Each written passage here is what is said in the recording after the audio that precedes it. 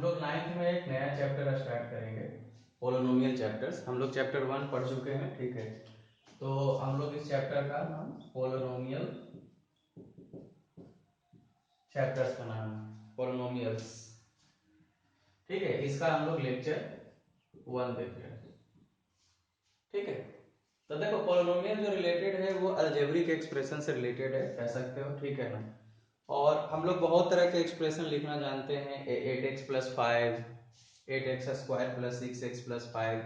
8th में भी हम लोग ये सब एक्सप्रेशन लिखना सीख गए। उसमें से कुछ एक पार्टिकुलर चीज है पोलिनोमियल्स है, ठीक है। तो आप पोलिनोमियल्स किसको कहते हैं, ठीक है ना, पोलिनोमियल का क्या मतलब होता है, ठीक है, ये सब सारी चीज हम लोग देखेंगे।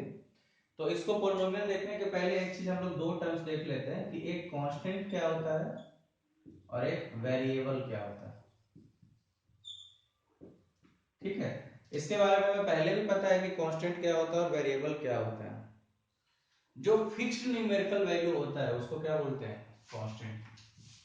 ये जो होता है वो क्या होता है, फिक्स्ड न्यूमेरिकल वैल्यू, ठीक है ना। जैसे आप बात कर सकते हो कि 2, 3, 4 ये सब सारे क्या है, एक कांस्टेंट है, क्योंकि इसकी एक फिक्स वैल्यू होती है। ये कभी वैल्यू क्या होता है, चेंज नहीं होता। 2 को हम 2 ही लिखते हैं, 2 को कभी 3 नहीं लिखेंगे। और न्यूमेरिकल में क्या हो जाता है कि इसमें क्या होता है कि डिफरेंट न्यूमेरिकल वैल्यू होते रहता है, ठीक है, असाइन होते रहता है। डिफरेंट न्यूमेरिकल वैल्यू असाइन होते रहता है, तो इसको क्या बोलते हैं हम लोग, वेरिएबल बोलते हैं, ठीक है ना। जैसे वेरिएबल्स में आप ये चीज कह सकते हो कि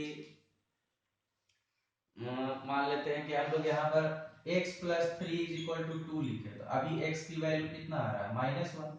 अब x+5 = 6 लिख दिए, तो अभी x की वैल्यू यहाँ पे क्या हो जाएगा, 1 हो जाएगा, ठीक है। तो क्या हुआ कि डिफरेंट डिफरेंट सिनारियो के लिए x की वैल्यू क्या हो रहा है, बदलते जा रहा है। तो इसको क्या बोलेंगे हम लोग, वेरिएबल बोलेंगे। क्या बोलेंगे, वेरिएबल्स यहाँ पे बोल सकते हैं, ठीक है। अब जैसे मान लेते हैं कि एक चीज ऐसे सोचो कि जैसे कोई एक सर्कल है, तो सर्कल का एरिया क्या होता है, पाई आर स्क्वायर। सर्कल का एरिया क्या होता है, पाई। इस पूरे इक्वेशंस में देखो क्या है, इस पूरे चीज में क्या है कि पाई जो है वो क्या हो जाएगा, कांस्टेंट, ये कभी चेंज नहीं होगा। मगर आर की वैल्यू और ए की वैल्यू ये क्या हो सकता है, डिफरेंट डिफरेंट हो सकता है। आर 1 होगा तो ए कुछ होगा, ठीक है, इस तरीका से है। तो इस पे हम सिनेरियो सिस्टम ऑफ इक्वेशन के हिसाब से, ये कोई इक्वेशन के हिसाब से देखेंगे, तो यहाँ पर ए और आर क्या होगा, ए और आर जो होगा वो क्या होगा, वेरिएबल। और पाई जो होगा वो क्या होगा, कांस्टेंट होगा, ठीक है। पाई की वैल्यू यहाँ पर कितना होता है, 22/7 होता है। तो समझ में आ गया होगा कि कांस्टेंट किसको कहते हैं और वेरिएबल किसको कहा जाता है, ठीक है। इसके बाद एक हमें टर्म्स पढ़ना होता है इसी में, अलजेब्रिक एक्सप्रेशन, ठीक है। अलजेब्रिक एक्सप्रेशन क्या होता है, ठीक है, अलजेब्रिक एक्सप्रेशन। अब इसके बारे में देखेंगे कि अलजेब्रिक एक्सप्रेशन क्या होता है। तो अलजेब्रिक एक्सप्रेशन होता है is the combination of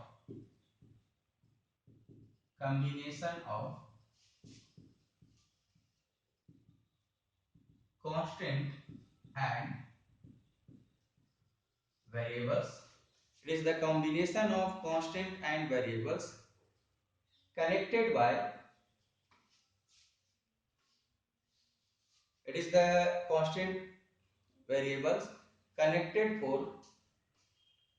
by some or all operation plus minus divide, connected by some operation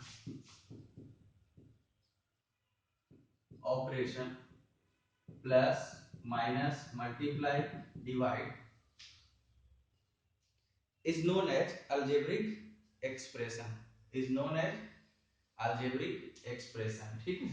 जैसे मान लेते हैं कि 4x+5, ठीक है। तो यहाँ पर देखो 4 ये कांस्टेंट है, वेरिएबल है, ये ऑपरेशन है, यहाँ भी मल्टीप्लिकेशन है, ठीक है।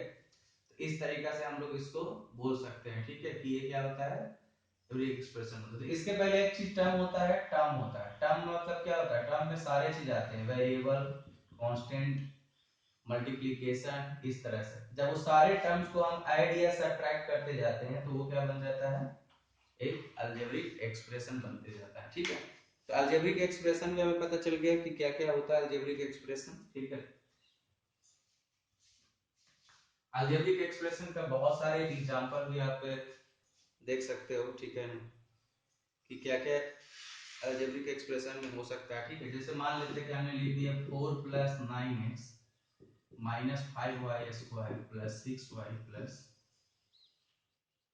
8y³। ठीक, ये भी एक क्या है? अलजेब्रिक एक्सप्रेशन है। तो इसमें जो 4 हो गया, 9x हो गया, 5y हो गया, 6y हो गया, 8y, ये सब सारे क्या है? टर्म। और इसी टर्म को आइदर ऐड या सब्ट्रैक्ट करके हम लोग क्या किए? यूज किए। ठीक है, तो इस पूरे को क्या बोलेंगे? Algebraic expression. इसमें बोलेंगे कितने टर्म्स है? तो 5 टर्म हो जाएगा। क्या हो जाएगा यहाँ पर? 5 टर्म्स हो जाएगा।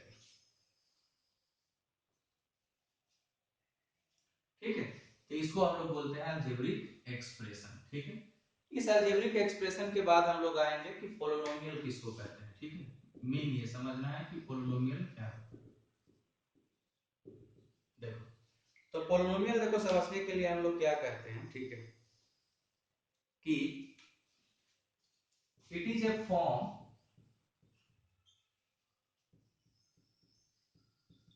p of x is equal to a naught x to the power n, a1 x to the power n minus 1, a2 x to the power n minus 2 dot dot dot a n, where a naught, a1, a2 dot dot dot a are real and each power of variable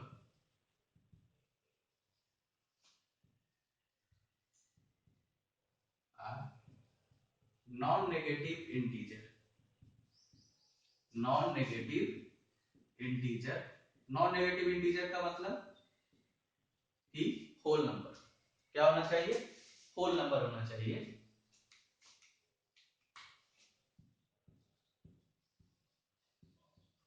degree n when a naught not equal to 0। ठीक है, तो ये हो गया कि कोई भी polynomial होगा तो पोलिनोमियल का फॉर्मेट कुछ इस तरीका से होगा। ये सब सारे जो होगा, ये कोफिशिएंट जो देख रहे हो, ये क्या होना चाहिए? रियल।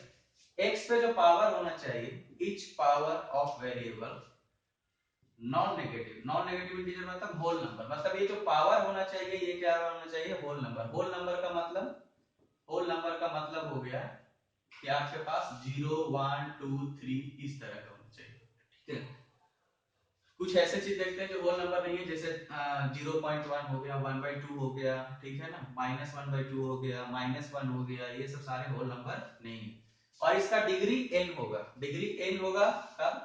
जब a not not equal to 0 होगा। मतलब क्या? डिग्री का मतलब ये हो गया कि जितने भी टर्म्स है और उसमें वेरिएबल पे जो पावर है, होल नंबर, उस होल नंबर में जो सबसे बड़ा होगा वो उसका क्या हो जाएगा? डिग्री हो जाएगा। तो जो उसका डिग्री होगा वो उसका कोफिशिएंट क्या होना चाहिए? Not equal to 0। जैसे यहाँ पे डिग्री n तब होगा जब इसका ये वाला कोफिशिएंट क्या रहेगा? Not equal to 0। सोचो यदि ये 0 रहेगा तो फिर क्या हो जाएगा? पूरा टर्म 0 हो जाएगा। ठीक है, तो हम लोग यहाँ पे समझते हैं, कुछ एग्जांपल्स लेते हैं और एग्जांपल से ये देखेंगे कि कौन सा पोलिनोमियल है और कौन सा पोलिनोमियल नहीं है। जैसे मान लेते हैं कि p ऑफ x है। ठीक है, अब ये p ऑफ x में हम लोग देखते हैं x² + 5x + 8। अब देखते हैं कि पोलिनोमियल है कि नहीं। तो सबसे पहले देखो कि ये सारे रियल है। ठीक है, इसके बाद x पे पावर 2 है, x पे पावर 1 है और x पे पावर यहाँ क्या है? 0 है। ठीक है, तो हम लोग ये देखे सारे जो पावर है वो क्या है? होल नंबर है, तो पोलिनोमियल है। ये क्या है? पोलिनोमियल है। अब इसकी डिग्री की बात करते हैं कि इसका डिग्री क्या होना चाहिए। तो डिग्री क्या होना चाहिए?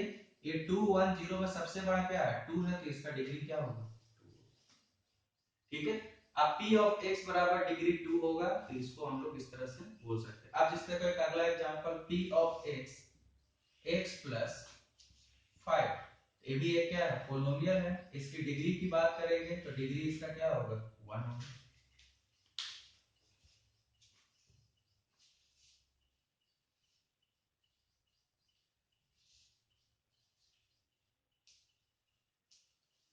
अब देखो इसके आगे, जैसे मान लेते हैं कि p of x is equal to दे रखा है 5x cube plus 6x square plus 5x plus 8।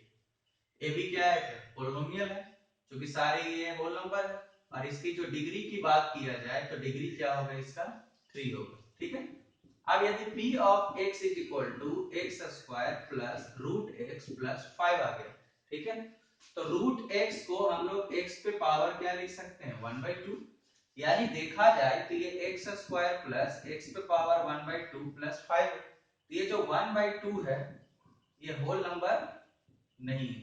तो किसी भी एक वेरिएबल पे पावर होल नंबर नहीं मिलेगा तो फिर ये क्या होगा, पोलिनोमियल नहीं होगा। ये क्या होगा, पोलिनोमियल नहीं है।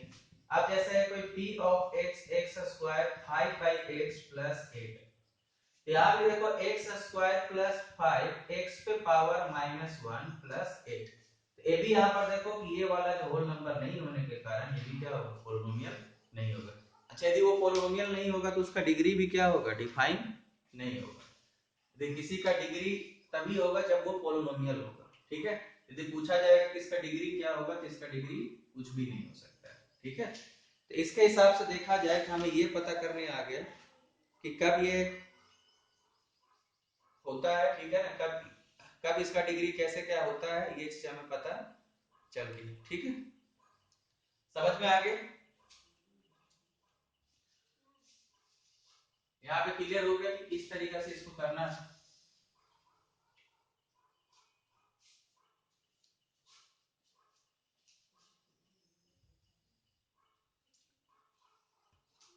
तो यहाँ पे हमें अच्छे से क्लियर हो गया कि किसको कब पोलिनोमियल बोलेंगे और किसको कब पोलिनोमियल नहीं बोलेंगे। ठीक है, अब हमने डिग्री भी सीख लिया। अच्छा, डिग्री हम ये देखते हैं कि जब मोर देन वन वेरिएबल रहेगा तब क्या होगा। जैसे p ऑफ x y, मतलब इस पोलिनोमियल के अंदर दोनों वेरिएबल लगेगा, तो x स्क्वायर y स्क्वायर कहीं लिखा हुआ है, x क्यूब y पे पावर 5 है, 6x स्क्वायर y पे पावर 2 है, 3 है प्लस 8। अब पहले देखते हैं कि पोलिनोमियल है कि नहीं, तो हाँ पोलिनोमियल है, सब पे वेरिएबल पे पावर क्या है, होल नंबर है। अब इसकी डिग्री की बात है तो देखो यहाँ पर वेरिएबल पे जो पावर है उसका सम करो तो कितना आ रहा है, 4। ये जो है सो कितना आ रहा है, 3 प्लस 5 8, यहाँ पे 2 प्लस 3 5, और यहाँ देखा जाए तो 0। तो सबसे ज्यादा कहाँ पे आया है, 8। इसका मतलब इसकी जो डिग्री होगा वो क्या होगा, 8 होगा। इसका डिग्री क्या होगा, 8 होगा। ठीक है, तो इसके हिसाब से देखा गया, अब डिग्री के हिसाब से पोलिनोमियल को डिवाइड किया गया है। ठीक है ना, अलग अलग पोलिनोमियल हम लोग कब कब कैसे कैसे क्या बोलेंगे। देखो, तो आप देखो जैसे यदि मान लेते हैं कि डिग्री से हिसाब से पोलिनोमियल को डिवाइड करने का, यदि किसी की डिग्री यदि 0 है, ठीक है, किसी की डिग्री क्या है, 0 है, तो पोलिनोमियल किस टाइप का होगा उसको बोलेंगे हम लोग कांस्टेंट पोलिनोमियल। जैसे p of x is equal to 5 6 7, जैसे p of x is equal to 5, तो देखो यहाँ पे x पे पावर क्या है, 0, तो इसका डिग्री क्या होगा, 0। ठीक है, यहाँ पे इस तरह से हो जाएगा। मगर यदि यहाँ पर एक चीज ध्यान देना है, नोट करने वाली बात हो जाएगी कि p of x is equal to ही 0 होगा। मतलब यहाँ पर p of x is equal to 0 हो जाएगा, तब इसका डिग्री जो होता है, तब इसका डिग्री नॉट डिफाइन होगा। तब इसका डिग्री क्या होगा, नॉट डिफाइंड। देखो p of x is equal to 0 आ गए, अब 0 इंटू एक्स पे पावर आप कुछ भी लिखोगे, n लिखोगे 1 लिखोगे, तो इसकी कोएफिशिएंट क्या है, 0 है। हमने पॉलिनोमियल के डेफिनेशन में क्या कहा था कि कोएफिशिएंट जो होना चाहिए वो जीरो नहीं होना चाहिए, तो इसलिए इसका डिग्री क्या होगा, नॉट डिफाइंड। ठीक है, ये हो गया। अब यदि किसी चीज की डिग्री 1 होगा तब इसको क्या बोलते हैं, लीनियर पोलिनोमियल। इसका एग्जांपल होगा जैसे p ऑफ x बराबर 2x प्लस 5, ये इसका क्या हो गया, लीनियर पोलिनोमियल हो गया। ठीक है, अब यदि किसी चीज की डिग्री 2 रहेगा, किसी चीज की जो डिग्री है और ये क्या है, पोलिनोमियल, किसी चीज की डिग्री 2 रहेगा तो उसको बोलेंगे क्वाड्रेटिक पोलिनोमियल, जो इस तरह से दिखेगा A X square plus B X plus C, और ए जो होगा जीरो नहीं होगा। ठीक है, ए जो होगा वो जीरो नहीं होगा। ठीक है, तो यहां पर समझ में आ गया लीनियर का कैसा दिखेगा, ए एक्स प्लस बी होगा, जहां ए क्या होगा, जीरो नहीं होगा।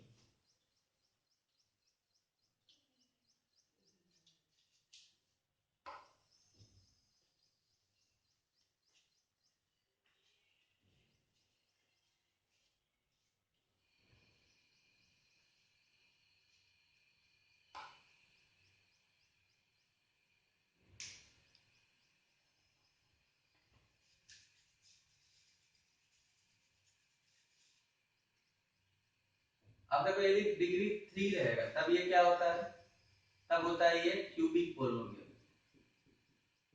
इसका हमें किस तरह का फॉर्म दिखेगा, तो A X cube plus B X square plus C X plus D. ठीक है, ये आ गया A not equal to zero. अब यदि किसी का 4 रहेगा तब इसको बोलते हैं बाई क्वाड्रेटिक। ठीक है, जिसमें ये क्या रहेगा, ए एक्स पे power 4 B x cube C x square plus D. ठीक है, अब जिसका मान लेते हैं कि डिग्री 5 रहेगा तो 5 डिग्री पॉलिनोमियल बोलते हैं। ठीक है, ऐसा इसका स्पेसिफिक नाम नहीं होता। ठीक है, तो इसके हिसाब से देखा जाए तो p ऑफ x बराबर 2x प्लस 5 है, ये क्या हो गया, लीनियर। यदि p of x is equal to 6x square plus 8x plus 5 है, ये क्या हो जाएगा, quadratic. p of x is equal to x cube plus 5, ये क्या हो गया, cubic. p of x is equal to x पे power 4 plus x cube plus 5x plus 6, ये भी क्या हो जाएगा, biquadratic. x cube plus 5 है तो इसका मतलब नहीं है, इसका मतलब ये हो गया कि x स्क्वायर और x का कोफिशिएंट क्या है, जीरो है, तो वो आप लिख सकते हो, कोई दिक्कत नहीं, वो जीरो भी हो सकता है। सिर्फ इसका जो क्यूब जो पावर है उसका कोफिशिएंट क्या होना चाहिए, ऐसा। ठीक है, अब यहाँ पर से ध्यान से देखोगे एक बात कि जैसे मान ले कि पूछा जाएगा कि p of x x square root 5x plus 6 polynomial है कि नहीं। तो बहुत लोग कंफ्यूज ये करेगा कि यहाँ पे 5 पे पावर 1/2 है तब पोलिनोमियल नहीं होगा, पर ये गलत है। ठीक है, हमें किस पे देखना होता है, वेरिएबल पे पावर। कांस्टेंट पे पावर क्या है उससे हमें कोई मतलब नहीं है, तो वेरिएबल पे पावर तो हर जगह क्या है, होल नंबर है, इसलिए पोलिनोमियल होगा। इस रूट 5 से सोचना नहीं है कि ये पोलिनोमियल नहीं होगा। ठीक है, तो हमें कैटेगराइजेशन भी करने आ गया कि किस तरह से ये होता है। ठीक है, अब जैसे आप पूछेंगे ऐसा कि p of x comma y है, p of x comma y है। ठीक है, अब पूछा जाएगा कि x square y square 5xy plus 6x square y plus 8 ये कौन सा पॉलिनोमियल है, तो डिग्री इसका देख लो, तो इसका डिग्री कितना है, इसका डिग्री 4 होगा, तो ये कैसा होगा, बाई क्वाड्रेटिक होगा। क्या होगा, बाई क्वाड्रेटिक होगा। समझ गए, इसको क्या बोलेंगे, बाई क्वाड्रेटिक बोलेंगे। ठीक है, तो अभी तक हमने देख लिया कि ये लीनियर क्या होता है, कांस्टेंट क्या होता है। ठीक है ना, जैसे कहीं पे p of x is equal to pi, ये क्या हो गया, ये पाई क्या हो गया, कांस्टेंट है, ये क्या हो गया, कांस्टेंट पोलिनोमियल। ठीक है, कहीं पे p of x is equal to root 2, ये भी क्या हो गया, कांस्टेंट पोलिनोमियल। कहीं पे हो गया क्या आपका इस तरह से कि x plus root 2 x square plus 3x cube. अब कोई जरूरी नहीं है तो कि ज्यादा पावर वाला हमेशा शुरू में लिखा रहेगा, तो ये कैसा होगा, क्यूबिक होगा। ये कैसा होगा, क्यूबिक पोलोमियल होगा, ठीक है। तो इसके हिसाब से देखोगे तो समझ में आ गया होगा कि कब पोलोमियल बोलेंगे और डिग्री उसका क्या होगा, और डिग्री की बेसिस पे इसको कैसे हम लोग डिवाइड करते हैं, ठीक। अब हम लोग पोलोमियल को डिवाइड करेंगे टर्म्स की बेसिस पे, नंबर ऑफ टर्म की बेसिस पे पोलोमियल को क्या करेंगे, पोलोमियल्स का टाइप्स लिखेंगे, ठीक है, नंबर ऑफ टर्म्स के हिसाब से। तो सबसे पहला इसमें आता है मोनोमियल, मोनोमियल आता है, ठीक है। तो मोनोमियल उसको कहा जाता है जिसमें नंबर ऑफ टर्म कितना रहे, एक रहे। अब टर्म्स देखो कैसे बनता है, कांस्टेंट वेरिएबल से बनता है, जैसे 5x 6x 8x 8y 6xy 2x square yz, ये सब सारे क्या है, मोनोमियल, ठीक है, ये सारे क्या है, मोनोमियल है। फिर आप लोग जानते हैं बाइनोमियल, बाइनोमियल तो ऑब्वियस है इसमें नंबर ऑफ टर्म्स कितना होना चाहिए, 2 होना चाहिए, ठीक है। तो नंबर ऑफ 2 में देखो एग्जांपल, जैसे देखो 2x square y plus 6xyz। Terms को पहचानने का तरीका, दो टर्म्स के बीच में आइदर या तो प्लस ऑपरेशन रहेगा या क्या रहेगा, माइनस। ये एक टर्म्स हो गया, ये दो टर्म्स हो गया, तो ये क्या हो गया, बाइनोमियल। x प्लस y ये भी क्या हो गया, binomial. x y plus z ये भी क्या हो गया, बाइनोमियल, ठीक है। इसके बाद एक थर्ड आता है ट्राइनोमियल। ट्राइनोमियल में नंबर ऑफ टर्म्स जो होता है वो कितना होता है, 3 होता है। ट्राइनोमियल में नंबर ऑफ टर्म्स कितने होंगे, 3 होंगे, ठीक है। तो इसको हम लोग बोलते हैं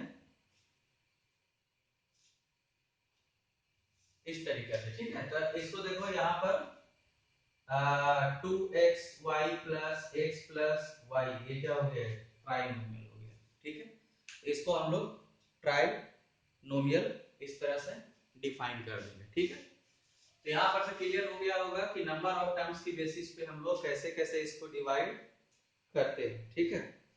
अब यहाँ पर देखो, यदि किसी को कांस्टेंट पोलोमियल नहीं समझ में आया होगा तो फिर से मैं रिवाइज कर देता हूँ। कांस्टेंट पोलोमियल मतलब होता है कि कोई पोलोमियल k के इक्वल है और k क्या हो, नॉट इक्वल टू 0, और k क्या होना चाहिए, कांस्टेंट, ठीक है। इसको बोलते हैं कांस्टेंट पोलोमियल। और एक होता है जीरो पोलोमियल, जो मैंने बताया कि p ऑफ x क्या हो जाए, जीरो ही हो जाए, ठीक है।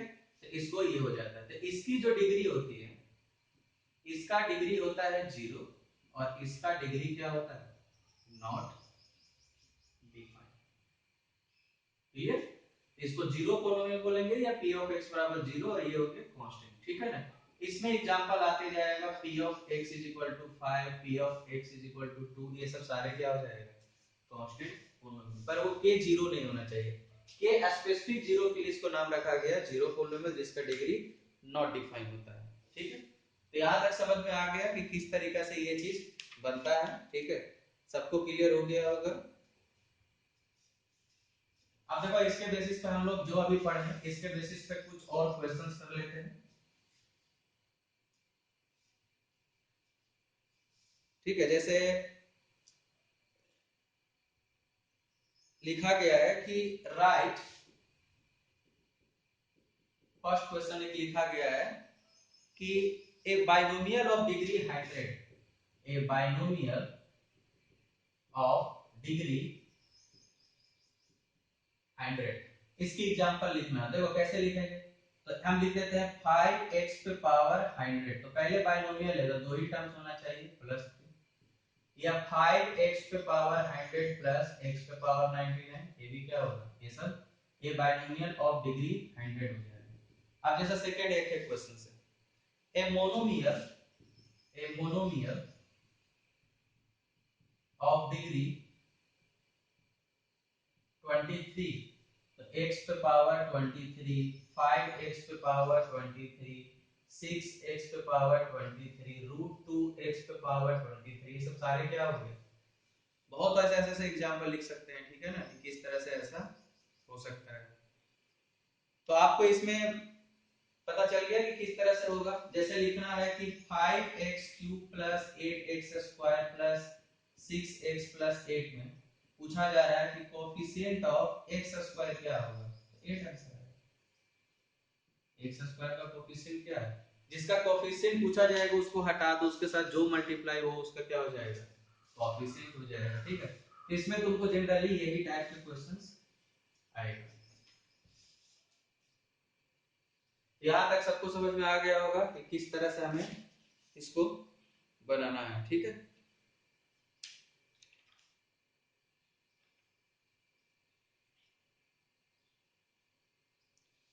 अब हम लोग यहाँ पे पढ़ेंगे कि वैल्यू ऑफ पोलिनोमियल क्या होता है, वैल्यू ऑफ पोलिनोमियल। ठीक है, तो वैल्यू ऑफ पोलिनोमियल में हम लोग पोलिनोमियल में किसी की वैल्यू निकालने के लिए सीखेंगे। ठीक है, तो वैल्यू ऑफ पोलिनोमियल। ठीक है, वैल्यू ऑफ पोलिनोमियल की बात करेंगे। ठीक है, तो देखो वैल्यू ऑफ पोलिनोमियल में आप लोग ऐसा सीख सकते हो। ठीक है, कि जैसे मान लेते हैं कि कोई एक p ऑफ x दे रखा है 3x प्लस 5। अब पूछा जा रहा है कि at x is equal to 2 पे इसकी वैल्यू क्या होगा, तो x की जगह पर क्या रख दो 2, x की जगह पर क्या रख दो 2, तो 3 इंटू 2 प्लस 5 ये कितना हो जाएगा 11, आंसर आ जाएगा। मान लें कि पूछा जा रहा है 8x इज इक्वल टू 0, तो p ऑफ 0 तो क्या हो जाएगा यहाँ पर 5 हो जाएगा। अब जैसे कोई p of x is equal to 8 दे रखा है, तो कौन सा पोलिनोमियल है, कांस्टेंट। अब तुमको पूछा जाएगा p ऑफ 1 क्या होगा, तो 8 होगा। नाम ही है कांस्टेंट पोलिनोमियल, मतलब कभी बदलेगा नहीं। ठीक है ना, यदि इसको एक्सप्लेनेशन देखना चाहते हो, देखो जैसे p ऑफ x 8 है, तो यहाँ पर क्या लिख सकते हैं x पे पावर 0। अब यहाँ पे p ऑफ 1 लोगे तो 8 इंटू 1 पे पावर 0, तो 8 इंटू 1 तो ये भी क्या हो जाएगा 8 ही जाएगा। ठीक है, आपका ये p of x is equal to x square plus 8x plus 6। अब यहाँ पे निकालना है p ऑफ माइनस 1, तो कैसे निकालेंगे, माइनस 1 का स्क्वायर 8 इंटू माइनस 1 और प्लस 6, ये हो जाएगा 1 माइनस 8 प्लस 6, तो 1 प्लस 7 माइनस 8, तो आंसर कितना हो जाएगा माइनस 1। तो किसी भी चीज की वैल्यू ऑफ पोलिनोमियल निकालना हो तो हम x की जगह पर वैल्यू को क्या करते हैं रख देते हैं। ठीक है, समझ में आ गया कि इसको बोलते हैं हम लोग वैल्यू ऑफ पोलिनोमियल। ठीक है, अब एक होता है zeros of polynomial, zeros of polynomial. तो जीरोज ऑफ पोलिनोमियल क्या होता है ये चीज देख लेते हैं। ठीक है, कि कोई भी पोलिनोमियल में, जैसे कोई भी एक पोलिनोमियल है p ऑफ x दे रखा है। ठीक है, इसमें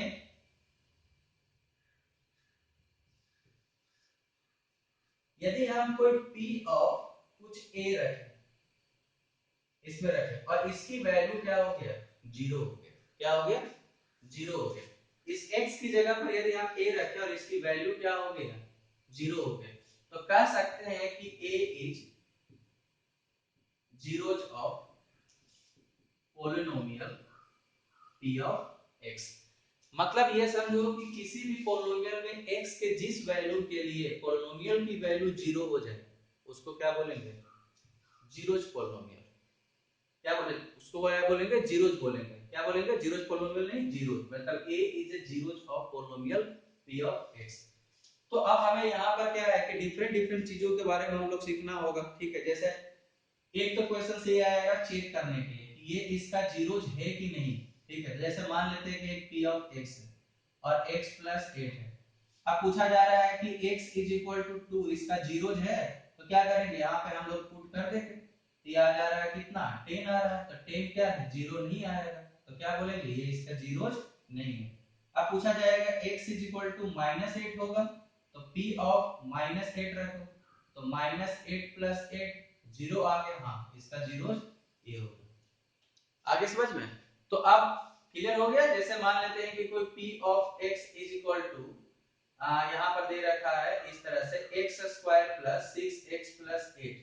अब पूछा जाएगा p ऑफ 0 इसका जीरो होगा, तो p ऑफ 0 पुट करो, तो ये 8 आ रहा है, ये जीरो नहीं है इसलिए ये इसका जीरोज नहीं होगा। मगर पूछा जाएगा -4 होगा, तो -4 को पुट करते हैं तो ये कितना हो गया 16 -24 प्लस 8, ये जीरो आ गया, तो हाँ ये इसका जीरोज होगा। ठीक है, तो अब ये जीरोज और डिग्री में क्या होगा, अच्छा ये जीरो जब भी होता है तो ये क्या होना चाहिए, रियल नंबर होना चाहिए। क्या होना चाहिए, रियल नंबर। ये जीरो जब भी होता है तो ये क्या होना चाहिए, रियल नंबर होना चाहिए। ठीक है, समझ गए। तो जीरो हमेशा क्या होना चाहिए, रियल नंबर होना चाहिए। अब यहाँ पर आप समझ सकते हो कि p ऑफ x को जीरो हमें चेक करना होगा, तो चेक करने का तरीका आपको इस तरीका से देखा जाता है। ठीक है, कि इसका पोलोमियल होगा तो इसका जीरोज कैसे हम लोग निकाल सकते हैं। ठीक है ना, ये चीज हमें यहाँ पे पता चल जाएगा। ठीक है, यहाँ तक क्लियर हो गया सबको कि जीरोस निकालने का क्या तरीका होता है और चेक करने का क्या होता है। हम अभी चेक करना सिखाएं। कभी कभी किसी क्वेश्चंस में क्या होगा कि तुमको पॉलिनोमियल दिया रहेगा और जीरोस निकालना रहेगा। ठीक है, ये चीज है। तो अब उसके लिए फिर हम लोग आगे देखते हैं कि किस तरीके से उसको हम लोग कर सकते हैं। ठीक है, अब देखो आगे नेक्स्ट,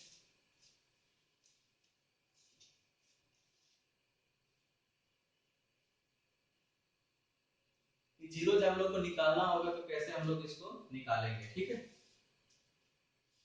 अब यहाँ पर देखो हम लोग एक एक पोलिनोमियल पे जाते हैं। ठीक है, कि क्या क्या जीरो हो सकता है। सबसे पहले हम लोग जीरो पोलिनोमियल पे जाएंगे। तो जीरो पोलिनोमियल में क्या होता है, p of x is equal to zero होता है। तो आखिर यहाँ पर तो x की जगह पर कोई भी रियल नंबर रखेंगे, ये इसका क्या रहेगा, जीरो ही रहेगा। ठीक है, कोई भी रखेंगे, जैसे p ऑफ वन रखेंगे तो हाँ जीरो है, p ऑफ टू रखेंगे तो ये भी जीरो है। तो सारे रियल नंबर इसका क्या होगा, जीरो होगा। अब हम लोग कांस्टेंट पोलिनोमियल पे आते हैं। तो कांस्टेंट पोलिनोमियल में क्या होता है, मान लेते हैं कि 5, तो 5 कभी जीरो हो ही नहीं सकता। तो कोई भी कांस्टेंट अदर देन जीरो कभी जीरो हो नहीं सकता। तो यहाँ पे क्या होगा, no zeros of this polynomial, इसका एक भी जीरोज नहीं होगा। ठीक है, अब हम लोग आते हैं लीनियर पोलिनोमियल। ठीक है, तो लीनियर में जैसे मान लेते हैं कि p of x 2x plus 5।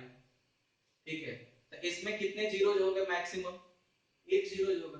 तो जीरोज निकालना है तो क्या करेंगे, p ऑफ x को क्या लेंगे, जीरो। तो 2x प्लस 5 क्या हो जाएगा, जीरो। तो x की वैल्यू कितना आया, -5/2। इस -5/2 के लिए p ऑफ x क्या होगा, जीरो होगा। तो ये इसका क्या हो गया, जीरो। तो यहाँ पर ज्यादा से ज्यादा कितने जीरोज हो सकते हैं, एक जीरो। अब आ गया आपके पास क्वाड्रेटिक पोलिनोमियल। ठीक है, तो जैसे मान लेते हैं कि दिया हुआ है p of x x square plus 6x plus 8।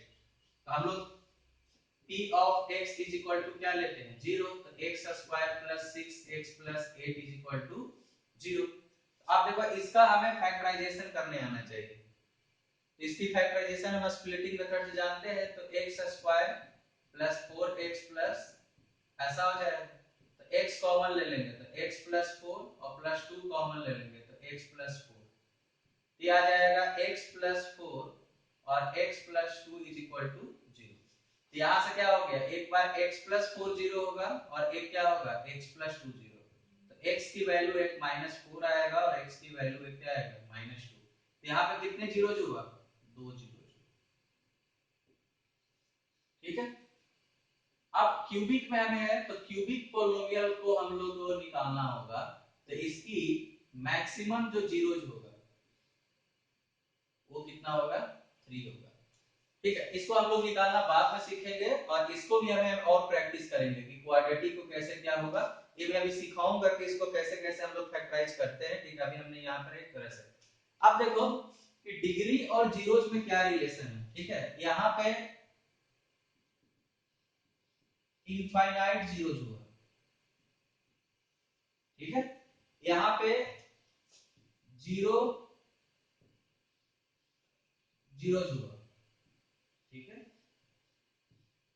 यहाँ पे एक हुआ। तो देखो क्या कहता है कि जिस भी पोलिनोमियल का डिग्री जितना होता है मैक्सिमम उतना ही जीरोज हो सकता है या उससे कम हो सकता है। ठीक है, तो जैसे देखो क्यूबिक है तो 3 हुआ, क्वाड्रेटिक का डिग्री 2 होता है तो 2 ही ज्यादा से ज्यादा होगा, लीनियर का 1 होता है तो 1 जीरोज हो गया, कांस्टेंट का 0 होता है क्योंकि इसका डिग्री क्या होता है, 0। इसका डिग्री नॉट डिफाइन होता है तो इसलिए इनफाइनाइट बोल सकते हैं, ठीक है। ये चीज इसके हिसाब से देखोगे, जैसे बाई क्वाड्रेटिक है तो उसका मैक्सिमम कितना होगा, 4 होगा, ठीक है। तो यहाँ पर जनरली हम लोग लीनियर का तो सब लोग निकाल सकते हैं, x की वैल्यू निकालना है तो आराम से निकाल सकते हैं, ठीक है, इस तरह से।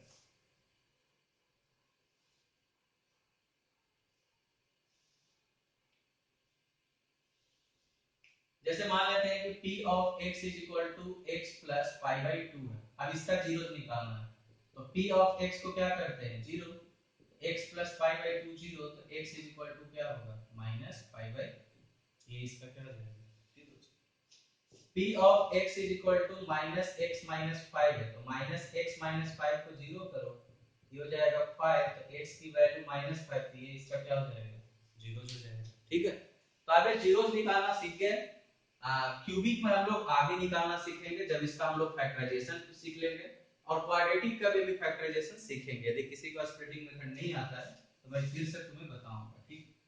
तो यहाँ पर तक समझ में आ गया कि किस तरह से यहाँ पर काम होगा।